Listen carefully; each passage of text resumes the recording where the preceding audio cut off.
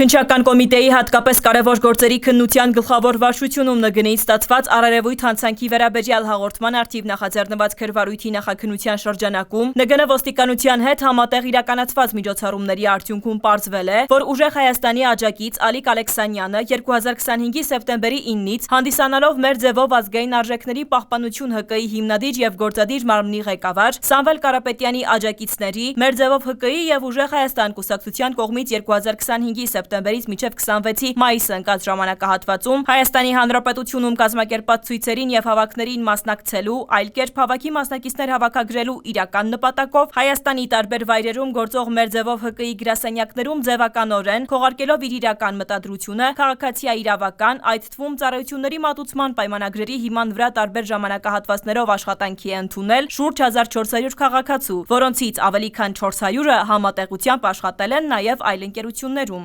Նախաքննության ընթացքում պարզվել է, որ 2025-ի հոկտեմբերի 8-ից մինչև 2026-ի մարտի 31-ը ընկած ժամանակահատվածում մեր ձևով ՀԿ-ի բանկային հաշիվներին Սամվել Կարապետյանի հետ փոխկապակցված Տաշիր բարեգործական հիմնադրամից, Ինտեգո Էներգո եւ Տաշիր Կապիտալ ՓԲ ընկերություններից որպես նվիրատվություն փոխառության տրամադրում փոխանցվել է հանցավոր գործունեության արդյունքում ձեռք բերված շուրջ 1.6 միլիարդ ՀՀ դրամ, 230,000 եվրո եւ 75,000 ԱՄՆ դոլար։ Ալիկ Ալեքսանյանը նույն ժամանակահատվածում հանցավոր ծագում ունեցող առանձնապես խոշոր չափերի գումարը օրինական գործունեության պատրվակով լեգիտիմացնելու նպատակով աշխատանքի ընդունված քաղաքացիներին 1 կամ ավելի ամիս որպես աշխատավարձ, ինչպես նաև ծառայությունների մատուցման դիմաց վճարելու քողի ներքո նյութապես շահագրգռել է, ուղղորդելով մասնակցել Սամվել Կարապետյանի աջակիցների մեր ձևով ՀԿ-ի եւ ուժեղ Հայաստանի կողմից 2025-ի սեպտեմբերից մինչև 2026-ի մայիսը ընկած ժամանակահատվածում Հայաստանի Հանրապետությունում կազմակերպած ցույցերին եւ հավաքներին։ Արդյունքում աշխատանքի ընդունված քաղաքացիների գերակշիռ մասը աշխատանքի չեն հաճախել կամ ամսվա կտրվածքով կազմակերպությունների գրասենյակ են այցելել 1 կամ մի քանի անգամ, չգիտակցելով նույնիսկ հասարակական կազմակերպությունում իրենց գործառույթների բնույթը եւ նպատակը։ Հետագայում Ալիկ Ալեքսանյանը նշված աշխատակիցներին ազատել է աշխատանքից առանց կանոնադրությամբ նախատեսված ՀԿ-ի նպատակների իրագործման։ Այսպիսով Ալիկ Ալեքսանյանը հանցավոր գործունեության արդյունքում ձեռք բերված հասարակական կազմակերպության հաշիվներին փոխանցված գումարներից որպես աշխատավարձ եւ դրան հավասարեցված այլ վճարումներ հատկացրել է 703 միլիոն 835,953 ՀՀ դրամ, իսկ որպես քաղաքացիաիրավական պայմանագրով աշխատանքի վարձատրություն 59 միլիոն 428,521 ՀՀ դրամ, ընդհանուր 763 միլիոն 264,474 ՀՀ դրամ։ Նախաքննության ընթացքում կատարվել են բազմաթիվ վարույթային եւ ապացուցողական գործողություններ, հարցաքննվել է շուրջ 500 անձ։ Ալիկ Ալեքսանյանի նկատմամբ հսկող դատախազի որոշմամբ հարուցվել է հանրային քրեական հետապնդում Քրօրենսգրքի 236-րդ հոդվածի 2-րդ մասով, հավաքին մասնակցելու նպատակով նյութապես շահագրգռել է